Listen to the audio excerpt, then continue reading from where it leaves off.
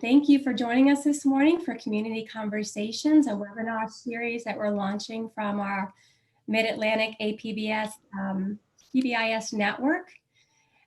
Just to give you a little quick background and some information before we get to what we've all come together to hear today is Dr. George Sugai. A little bit about us. We are the Center for Social Behavioral Support, Susan Barrett, Patty Hirschfeld, myself, Kimberly Yannick. We are an implementation partner with the Center on PBIS, and we work collaboratively with our colleague, Jennifer Jeffrey Pearsall, with Shepherd Pratt Health System to support this fairly young APBS network that was recently established for the Mid-Atlantic region. And for our work as implementation partners, Susan and Patty and myself also work with other states. So we kind of think of ourselves as doing work here on the East Coast, and we also expand across the country to the West Coast. So we work a little bit like coast to coast, what we like to say. Of course, none of our work is ever done in isolation. We have partners that we collaborate with across the country. And some of our countries here specific to the Mid-Atlantic region are Dr. Steve Tunnelson and Dr. Bob Gable at Old Dominion University with the Center for Implementation and Evaluation of Education Systems, Dr. Catherine Bradshaw at the University of Virginia, and Dr. Mark Weiss at University of South Carolina. And we have a new partner that joined us, Hannah Hirschfeld, who has graciously offered her young teenage skills with social media and marketing to assist us people with more wisdom. So we appreciate her recent partnership and support with our work. Please join me in welcoming, snaps or golf, whatever it is, Dr. George Sugai.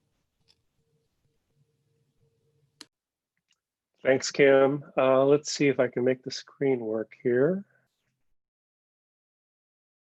And I don't think I have control. Oh, there we go. Yep, looks good. Hold on one second. Back that up. So thanks, Kim. I very much appreciate the warm introduction. I think you exaggerated a few items there a little bit, but such is life. I want to get started pretty quickly just because of time. And I really do appreciate everybody's willingness to participate in these webinars. I think it's particularly important that we step back and consider where we've been, as well as Kim indicated, take advantage of the opportunity to plan deliberately for where we want to go next. I think the current crisis is unlike anything we've experienced before, and it's particularly important that we are very strategic and efficient in how we approach our next steps. So the title of this presentation is focusing on this thing called the new normal. And I want to suggest that it's not even a new normal in some ways, because we're not really just turning on a new switch. We're actually having to kind of redecorate the house and take down some walls to make this work well. So I'm going to try to help us, I think, at least I'll try to share some thoughts about how we might move this stuff forward. How are we doing, Kim? Can you hear and see me okay? Does it sound all right? Right now, I see your picture up in the corner, and I assume that's the way it's supposed to be. I'm not sure I like that, so I might stop my video, but yes, we can see you and hear you, George. Okay, well, you look better than I do, so that's okay. So a couple quick acknowledgements, and the Mid-Atlantic APBS network has been great in trying to organize resources, as a number of other networks around the country. And I think it's particularly important that we pay attention to some of the things we've learned already.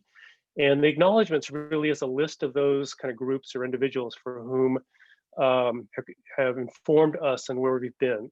I really want to say thank you for inviting me, but it really is inviting all the people who have informed us about this process of looking at multi-tiered systems and how we support kids, families, and each other in our schools. I won't go down through the list. I think you can take a look at that yourself, but I do want to acknowledge children, youth, adults, and families in particular, because without having a chance to interact and experience what kids go through and families go through, it really is difficult to be able to inform our decision making. So I'm pretty appreciative of the fact that we've been able to have a direct experience with people we're trying to support. So let me see here. I keep using my little arrow. So here's the context that I want us to think about. And we are in a particularly important place now that we have to think about how difficult things are for ourselves, our kids, our families, our colleagues, and so forth. And one of the big arguments I want to make is that we really do need to be deliberate in how we think about where we go next. And what we've done so far in the world of multi-tiered systems and trauma-informed strategies and practices is going to be really pretty important in informing us on how we move forward.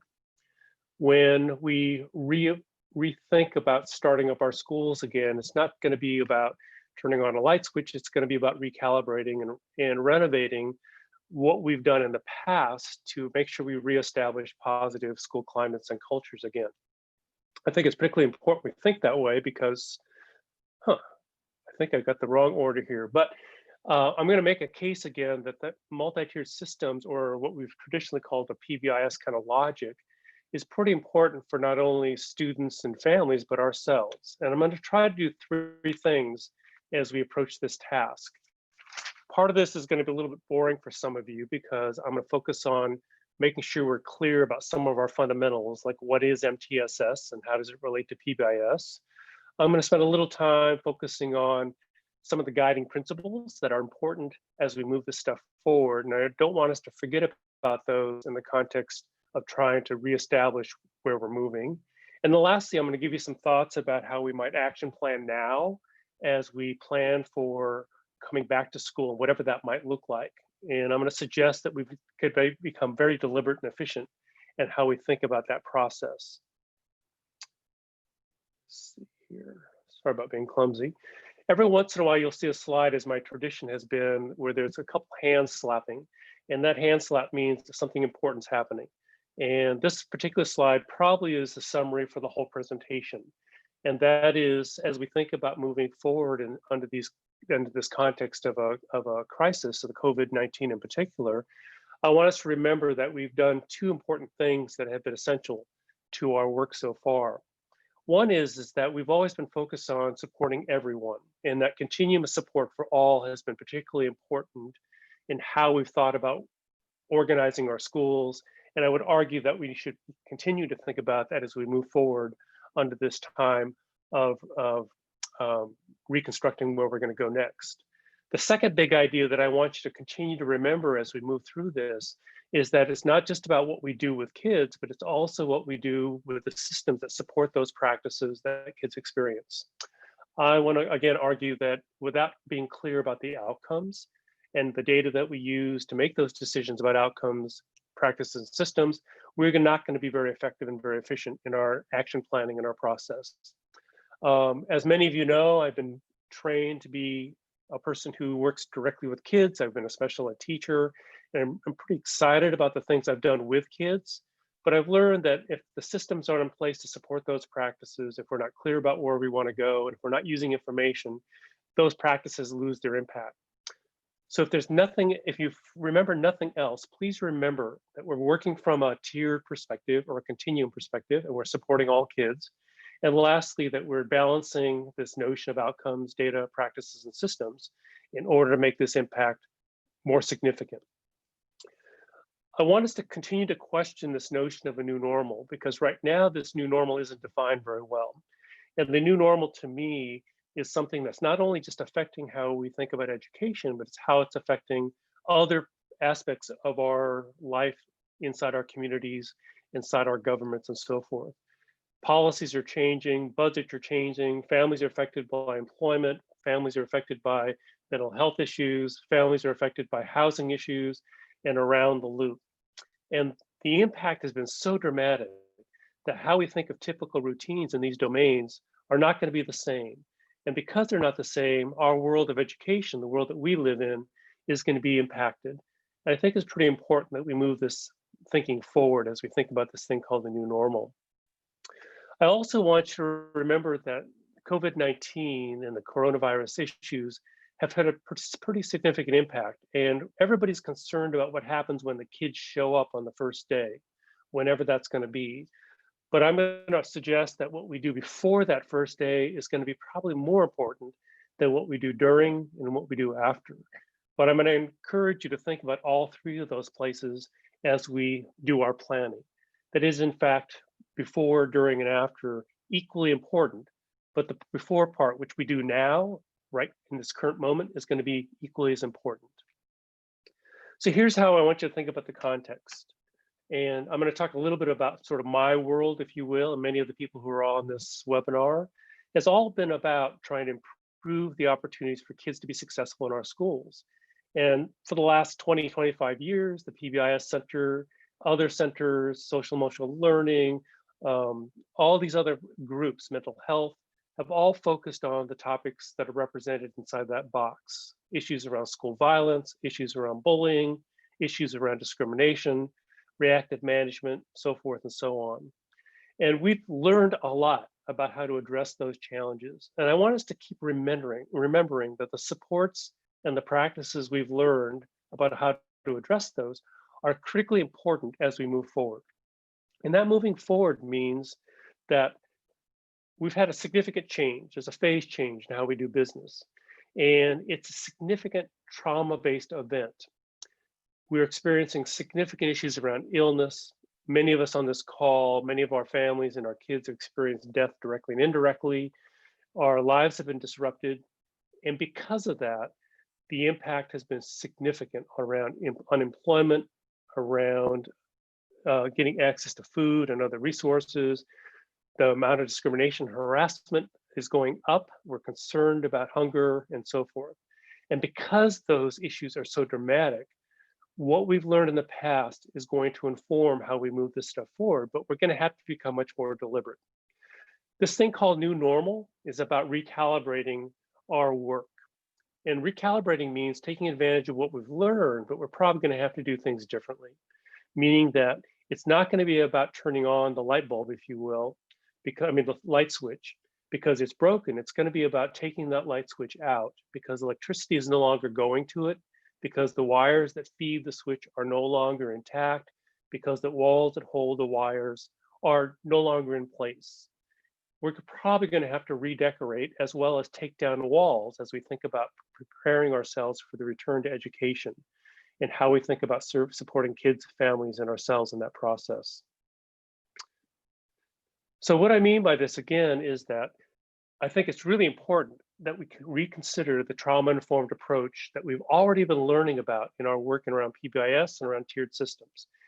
And recently, there was an article in the Washington Post talking about the Tolerance Project from the Southern Poverty Law Center. And it's one of many that have kind of made the case that we've really got to pay attention to trauma-informed interventions, but in particular in the context of the coronavirus challenges. And I'm not going to go through the list in detail, but the article talks about the tolerance curriculum that you can find at tolerance.org. And they summarize some of the key features of a trauma-based approach. And I think they're pretty important for us to acknowledge as being things we've already done that we probably have to become much more formal in incorporating into our efforts as we think about returning to our classrooms and our schools. Reestablishing routines is going to be a big deal, but those routines are probably going to be different.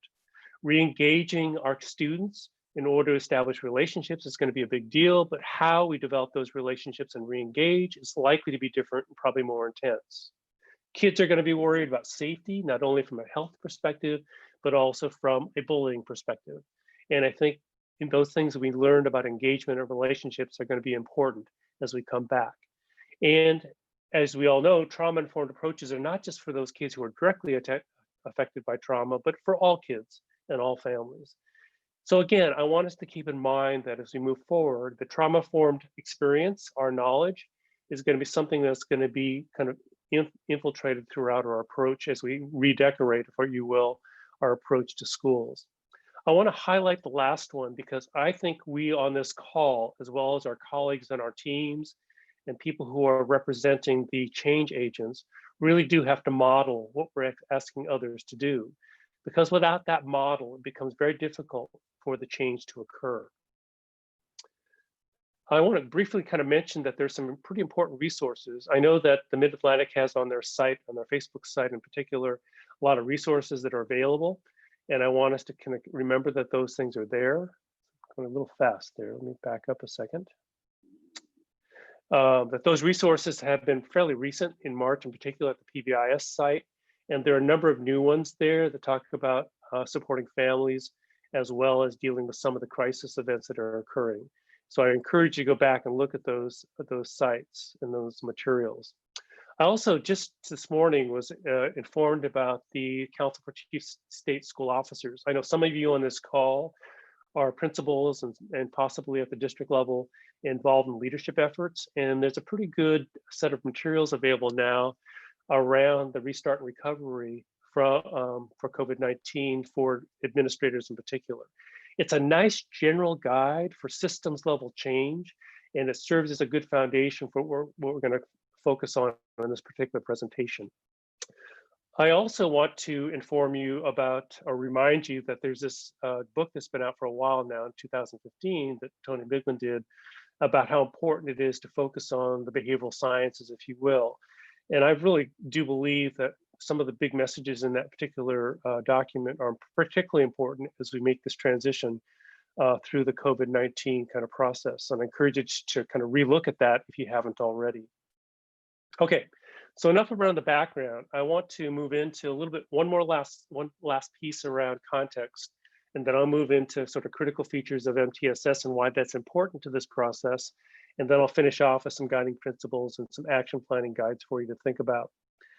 Let me just stop here for a second. Kim, is everything working okay? Are you hearing and seeing everything as you're supposed to? Cool. I also want to encourage those that are listening that there probably will not be time on this webinar for us to interact, but please enter in your questions or comments into the chat box or email Kim or others. They will organize a response to those probably through the Facebook site or other resources. So I apologize for not being able to interact with you directly, but you can get access as you need to. So this kind of public health model look at risk and protective factors, I think is helpful to us as we move forward in this transition. And I'll kind of go through it quickly because most of you are familiar with it, but I'm going to kind of show you how I think about it and how it relates to the COVID-19 kind of process. As we all know, kids come to school, family members send their kids to school, and our colleagues teach in schools. And what we have are things that are affecting us. And there are things that are just, these are just examples, that all of us walk to school with that sometimes affect how we are able to function at school. Fortunately, there are protective factors available that allow us to be able to manage some of those risk factors. And we do quite well, most of us do quite well, by having things in place that we call protective factors. And us in schools, we provide excellent protective factors by providing academic success, by teaching classroom routines and teaching self-management skills and so forth. And that helps most kids be successful with those risk factors. Unfortunately, what happens is that things happen. And there can be things that we've dealt with in the past around school shootings, around physical accidents that happen inside of schools, medical issues and so forth, that cause those risk factors to become significant problems for certain individuals in our schools. And right now we have this big risk factor called the COVID-19, which is not only having a direct impact right now, but will have this indirect effect as kids come back to school. Those previous protective factors, i.e. the old normal, will be insufficient for dealing with those risk factors and those enhanced risk factors. I want us to be very cautious that as we come back to school, that there are these ineffective responses that people naturally kind of lean to when something dramatic happens. We tend to be a little bit more reactive. We tend to exclude kids. We're going to have issues around the adoption of non-evidence-based practices and so forth. To give you a little bit of example, I know that when kids come back to school, and if you're Asian American, in some sort of the world that I've been kind of paying attention to lately, kids who are Asian American are likely to experience in some schools some discrimination going around bullying and isolation and so forth. They're going to be kids who are going to come to school with or without face masks, who are going to experience significant bullying. They're going to be kids who come to school because of rumors about their families around the COVID-19 event. Those kids are likely to be treated inappropriately, and we may sometimes react inappropriately into those contexts. And I want us to be very careful about that reactive response because they will typically make the problem worse before they make it better. I want us to also remember that we have a whole toolbox of things that we've learned that can be very effective in dealing with some of those risk enhancers. Some of us have been involved in some of the significant school violence issues, and we've learned that focusing on tiered systems, using our data, focusing on evidence-based practices, taking a trauma-informed approach, and so forth, are really important, effective responses to to respond to some of those ineffective responses that are out there. So I think it's really important to keep those things in mind as we move forward. And I encourage you that are on this call, that you as individuals, or you that are part of teams, you that are administrators, encourage us to stay close to those things on the right-hand side and try to refrain from being affected by those things that are more ineffective. So as we move this thing forward, I want us to keep two things in mind as we move into the next steps. And that is, we've got to keep in mind that a tiered system or a continuum of supports is a great context for organizing our response. And that response has to include a trauma-informed component to it, meaning that we have to pay attention to kids and families and ourselves who are directly or indirectly affected by the experiences that they're having. Again, I would always like to argue, and I think I really am a believer of this, and I want to reinforce it, and I've said it in the past, schools are probably one of our best social, behavioral, mental health change agents that we have. They're one of the most predictable, most structured opportunities we have inside of schools. Kids look forward to schools because they perceive it as being a safe place. They have relevant adults who are important to them. And we really need to take advantage of that sort of context, the positiveness that schools offer as a way to approach this return to a new normal, if you will. School kids and families are going to return kids to school, assuming that the schools are going to be there for them. And we need to make sure that we take advantage of that previous experience. But we know that we're going to have to do things differently for that to work well for ourselves. So just a little bit of a background piece. I'll go through it quickly. I want us to continue to remember that MTSS, this tiered systems logic, is really something has been really important over the last 2 or 3 years, but has been actually part of our experiences in the PBIS world for about 20 or 25 years now. And what's most important to me is that we understand that MTSS, or PBIS in my world, is really not an intervention, but it's a framework by which we do business. And my argument, again, to say it over and over again, is the framework is the basis by which we move forward as we think about the next phase of our effort around the trauma associated with the COVID-19 effort. PBIS, those of you that are PBISers on this call, need to take advantage of the big ideas of PBIS as you think about supporting schools in the return, because those critical features become pretty important to the process as we move forward. I want you to remember that MTSS has been conceptualized in many different ways. If you Google MTSS, you're going to get all kinds of different pictures and all kinds of different kind of definitions for it. I do want you to remember, though, that MTSS has been defined by a lot of different groups. For NASP and CEC, and different state departments and different colleagues have all made an effort to define MTSS as a framework. I like, sort of as an umbrella, the MTSS definition that our colleague Kent McIntosh and Steve Goodman have put forth in their book, saying it really is a framework, if you will, that allows us to organize a bunch of different systems into one larger system that allows us to be able to provide supports to all kids inside of schools. That notion of combining multiple systems together, again, becomes critical as we think about this movement into the new phase of responding to the COVID-19 impact. So again, I like to think of MTSS as its umbrella. It's a larger kind of concept. It's not an intervention, but it's a larger framework. In my world of PBIS, it's one example, and there are lots of different kind of labels that have been used out there for what MTSS might look like. And it's important, I think, for us to know that regardless of how you define yourselves as being an example of MTSS, it has these sort of core features or these shared functions. Again, I'm not going to go through them for you, but I just want you to remember that as you move forward through this process of building a more supportive environment for kids and families and our colleagues who come back to school, it's not about saying, just looking at interventions and pulling them together.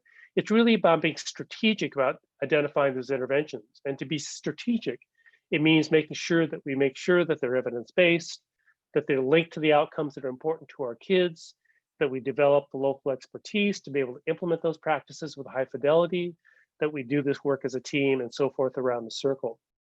It's such an important thing that these core features are in place, because otherwise we go about it in a way that may not be so very systematic and becomes very cluttered in how we make decision making.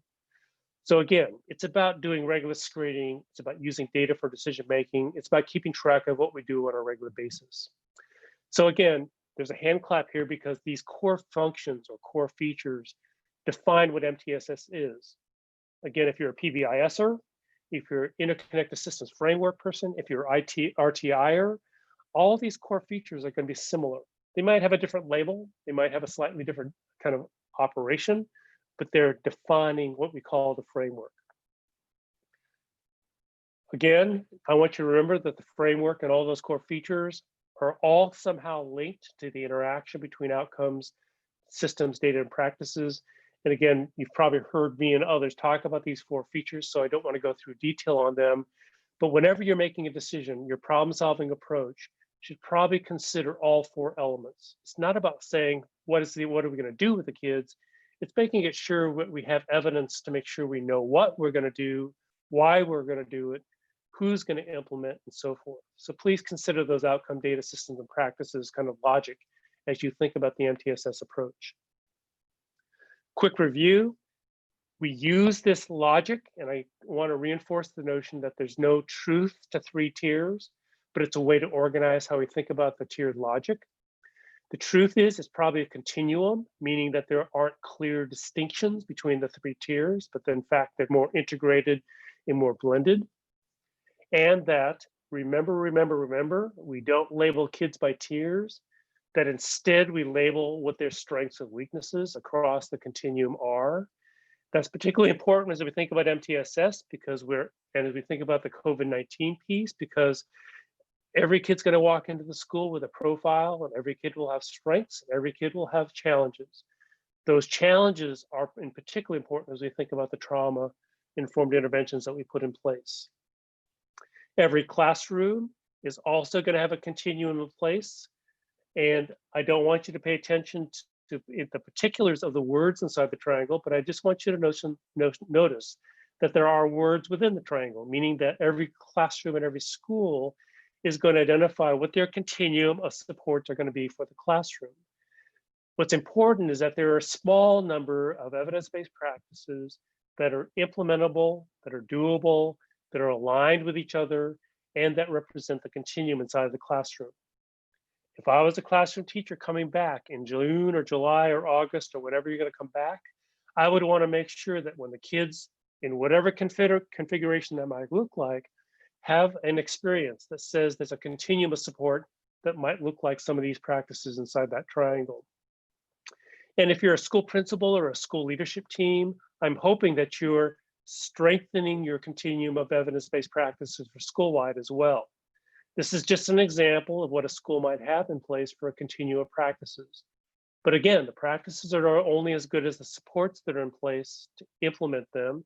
They're only as good as we're clear about the outcomes attached to each of those practices, and they're only as good as the data that we have to make decisions about how well those practices are working.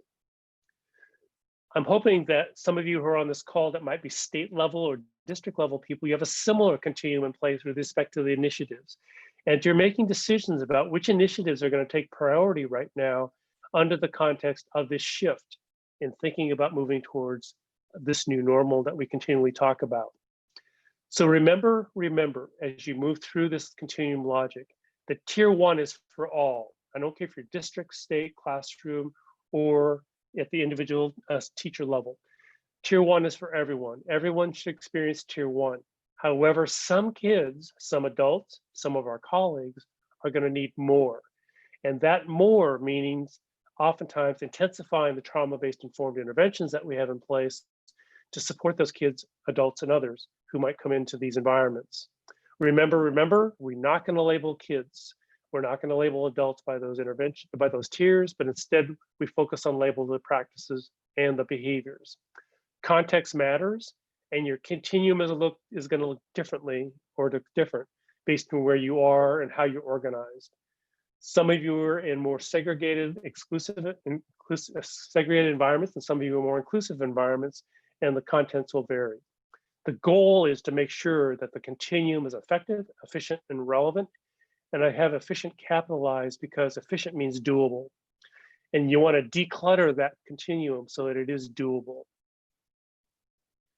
I also want you to remember that tier 1 is so important. My friend and colleague Rob Horner has got these data that are so compelling that shows that if you do tier 1 well, you'll capture most kids. Most kids will respond to the tier 1 interventions, but you still have about 16% of the kids who need a little extra. And why that's important is because those kids who require tier 2 and tier 3 interventions are kids who engage in the most challenging behavior.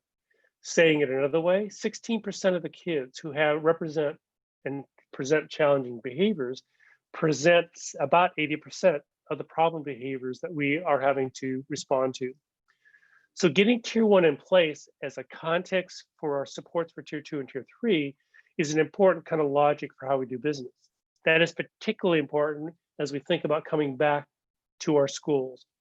I really am concerned that tier 1 is not going to be strong enough for all kids, and that we're going to probably have to intensify tier 1 in order to create a foundation or a climate for us to do our work well for tier 2 and tier 3.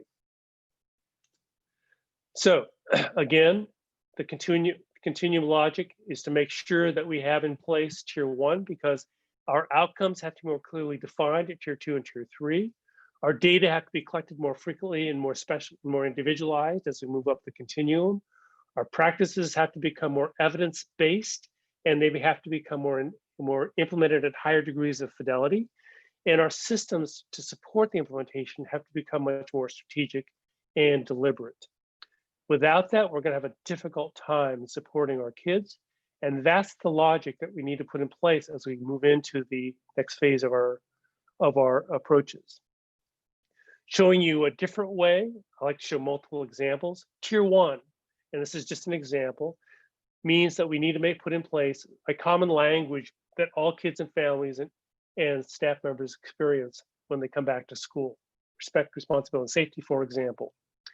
We know that some kids are going to need to have more deliberate, small group maybe, more intensive supports around being successful when they come back to school. Some kids are going to need a little bit more guidance on self-management. Some kids are going to need a little bit more support in dealing with some of the stress and anxiety that they bring to school because of their experiences during this lockdown. We know that some kids are going to need more tier 2 and tier 3 supports. And the reason I present it in this way is because tier 3 is not one intervention for all kids who require tier 3 supports.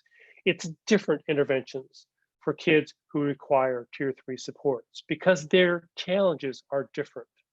Some kids are being more traumatized by the COVID-19 experience. Some kids are going to be experiencing more bullying. Some kids are going to come to school more socially withdrawn. And we need to make sure that we have in place interventions that respond to those kids. Some of those kids are going to require some support because they are so impacted by the events at home that they'll also have to participate in stress and anxiety management groups provided by the counselor or somebody else. So some kids are going to require more tier 2 and tier 3 interventions to be successful, but they're also going to have to experience environments that are caring and safe, which means tier 1 needs to be safe and be modeling respect, responsibility, and safety and so forth for all kids. So that's a lot of work, which means we got to become much more efficient in how we organize what we do when we prepare for kids coming back as well as when they do come back. Tier 3 has to be individualized. Tier 2 means that we share intervention aspects for kids that have common needs. And we need to make sure that we increase the intensity of supports as we move up the continuum. Okay, so in the last 15, 20 minutes or so I want to do two things.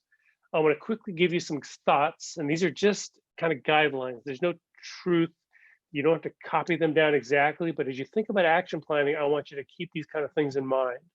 And then I'll give you one example about what we mean by having a kind of an efficient continuum.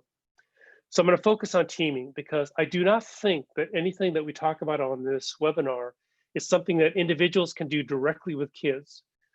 This webinar is about how to increase our capacity as a group of adults who are our team, who are developing and delivering supports to our colleagues, who are then going to deliver the practices. So this is really about teaming more efficiently. It's about action planning more efficiently. It's about implementing with greater degrees of fidelity. So think about it in the following way.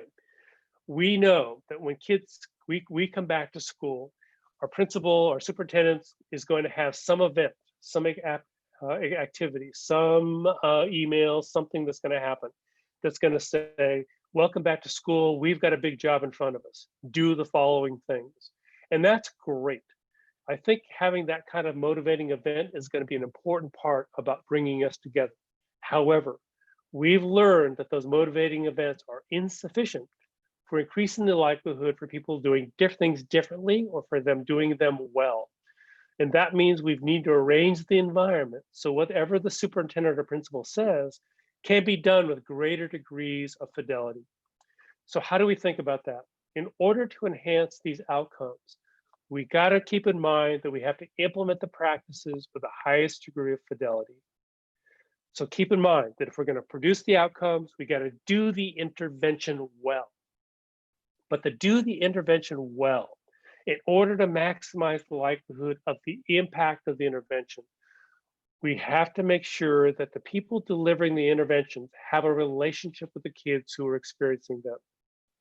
If we're going to deliver an intervention or a practice to families, we need to make sure that there's some kind of relationship established between the school and the family. Without some kind of a handshake, or in this case, air high five, we need to make sure that the relationship is established so the practices are likely to have an impact and that we implement them. So remember that notion of relationship, because that means that before kids come to school, we do need to engage and develop some interventions that establishes a relationship. And what does that mean? We're probably going to have to engage kids and families before they come to school. We're going to have to engage kids when they get off the bus or when their parents drop them off. We're going to have to engage kids when they walk in the building. We're going to have to engage kids at the classroom door. We're going to have to engage kids before every activity. Engagement increases the likelihood of a relationship. Relationship engages the likelihood that the practice will have maximum impact and that we can implement with fidelity. The last piece I want you to keep in mind is that if we're going to increase the likelihood of engagements happening, we need to organize our systems so that engagements are possible. So this call is all about number one. It's about how do we action plan and how do we organize our implementation systems so that our colleagues come together now, as well as on the first day of week, school of week, first week and school of day, first week and day before school, first day and week after school, that we do things in a systematic and deliberate manner. Because without that systematization, our engagements are not going to be very impactful, our relationships will not be established, our interventions will not be implemented to the degree to produce those outcomes. So focus on that implementation systems right now.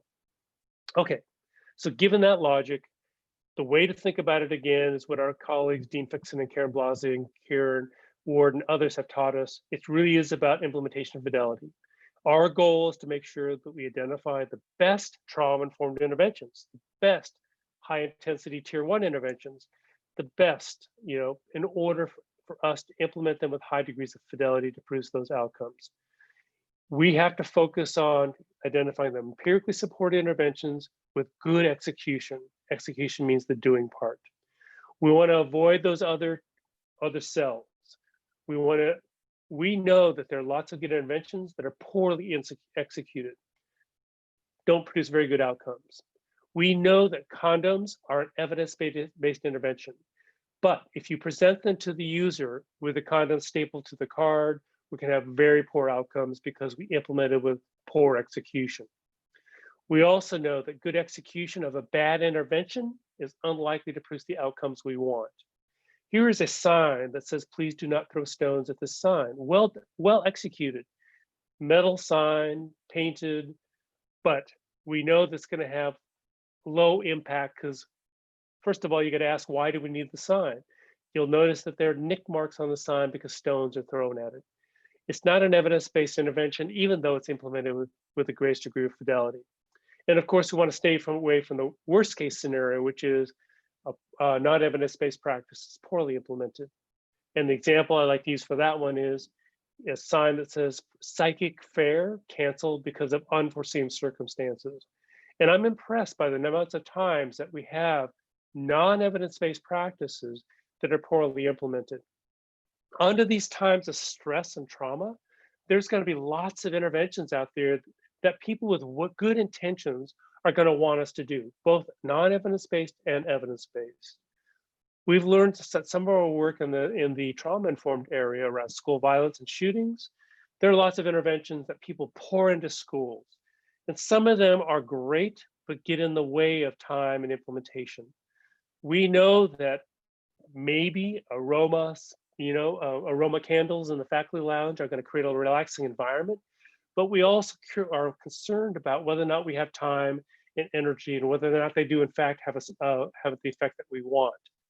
So we want to be very careful about putting things in place that might be well-intentioned, but that get in the way of our implementation of other evidence-based practices. And again, too much of a good thing can kind of get in the way of the process. So to get very narrow here, those of you that are on the call that are thinking about action planning, there are three there are three areas that I want you to pay attention to. When you're going to do something, with whom you're going to do it, and how many people need to be involved.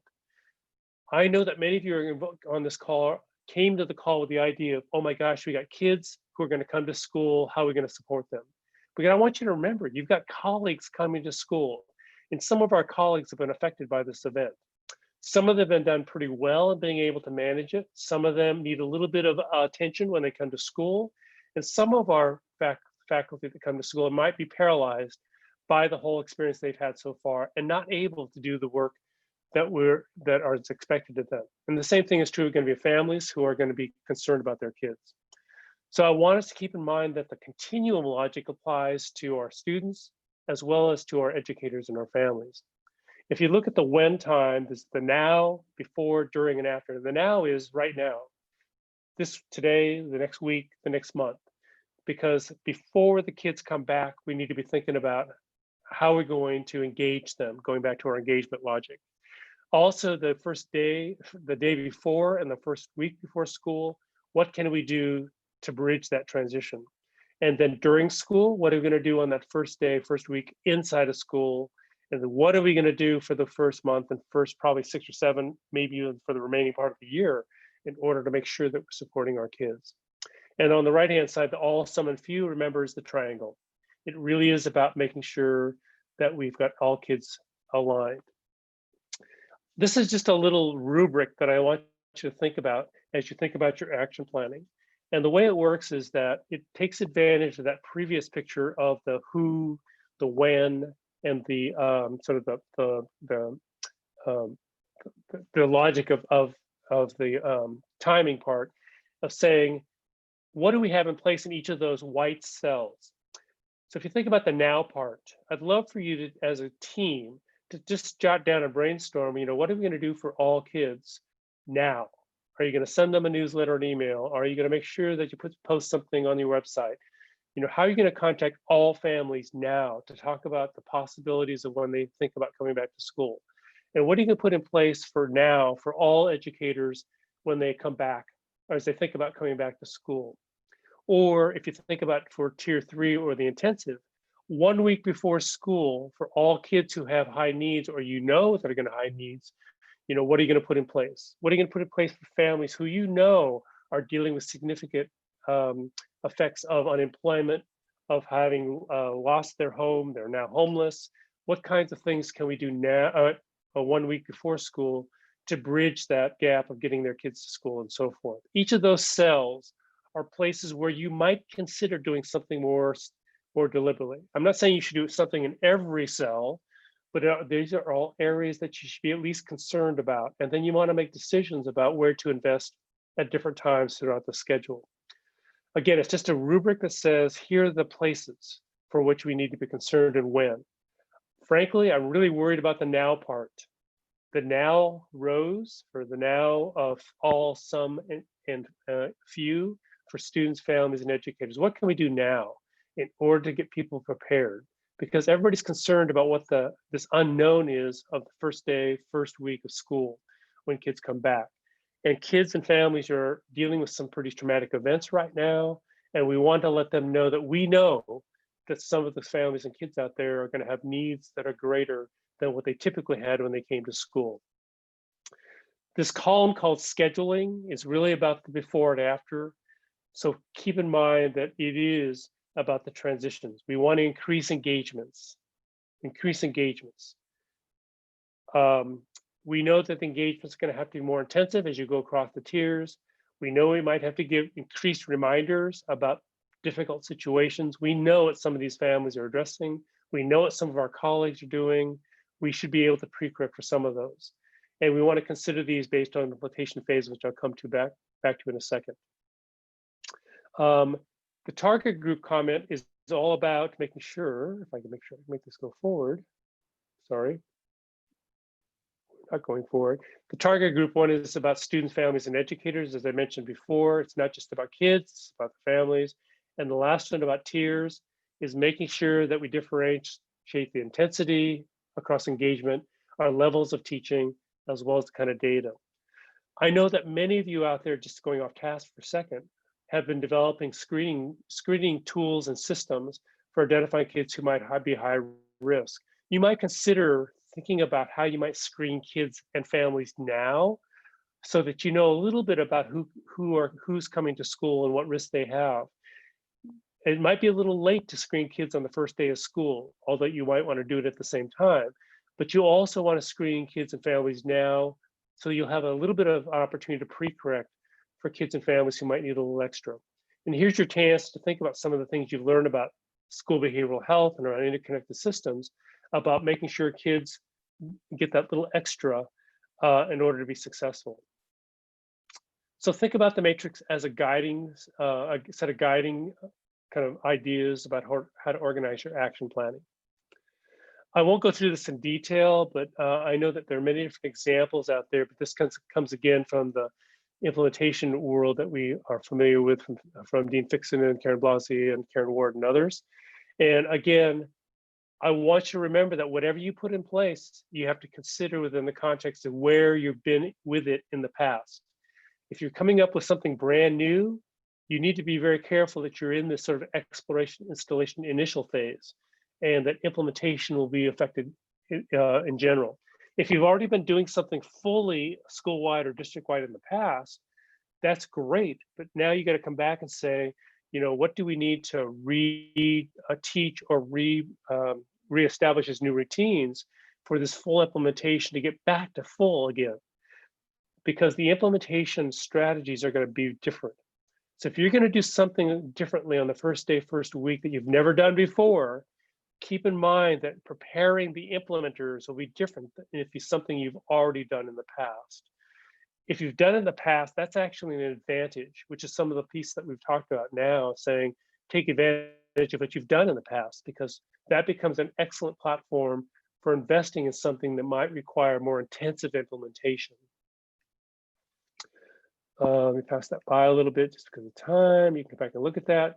I know at the PBIS Center, the leadership teams have said you got to pay attention to these areas in your action planning. I know that things like funding are going to be an issue because you're going to have less for certain areas. I know that workforce capacity, for example, is going to be an issue. I was talking to somebody from a district now who said that she has already experienced 8 special ed teachers who have decided to not work at school in the fall. All these kinds of issues become things that make us forces us to become much more strategic about how we restart school. So think about those areas around as you think about the action plan going forward?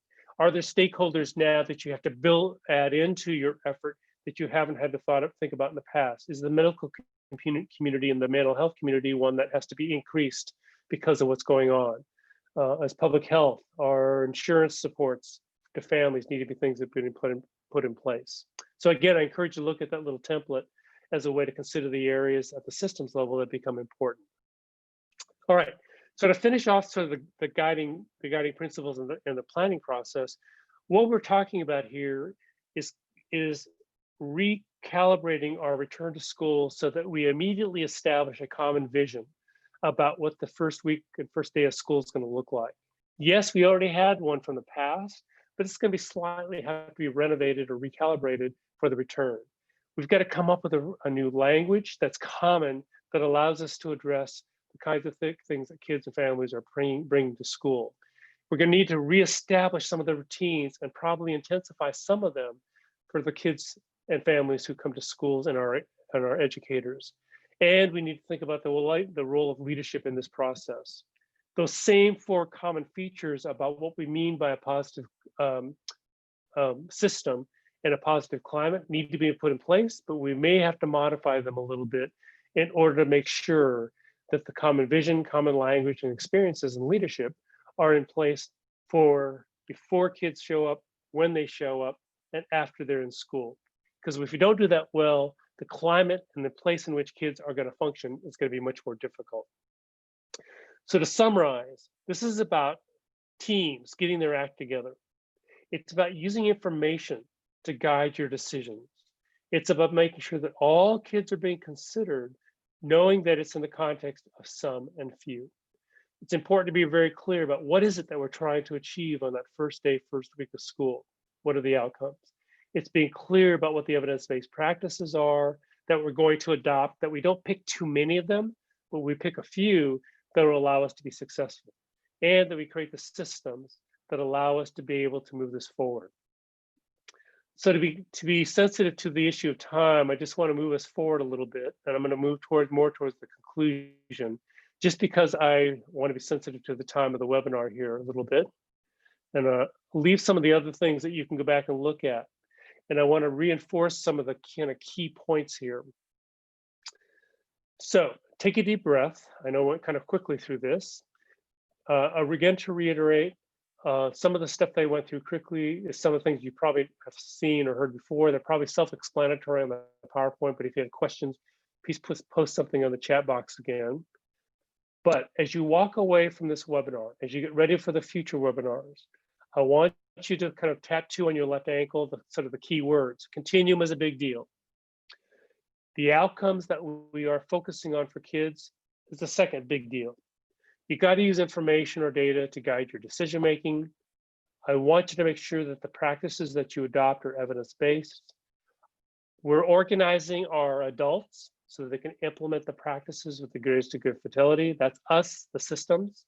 And it really is about all kids in order for us to do a good job with a few kids. And that includes all families and all our staff members as well. The 2 big ideas to hammer them again is this notion of a continuum logic. As you build your action plans, make sure all areas are covered. You're intensifying for the sum. I want you to think again that trauma-informed interventions are for all, but for some of them, the trauma-informed interventions may be much more intensive for some.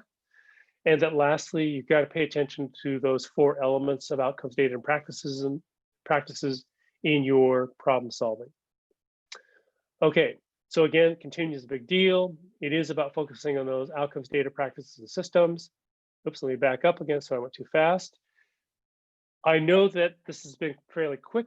I also know that I've been redundant, and I believe redundancy builds some fluency, so I want to make sure you have those things. I really do appreciate your time, and I encourage you to stick with it and be efficient as you think about the next steps. Please contact me if you have questions or comments. Please contact Kim in the Mid-Atlantic if you need assistance. And I really do thank you for everything that you do, and I'm going to turn it back to Kim as we close out my part. So thank you again very much.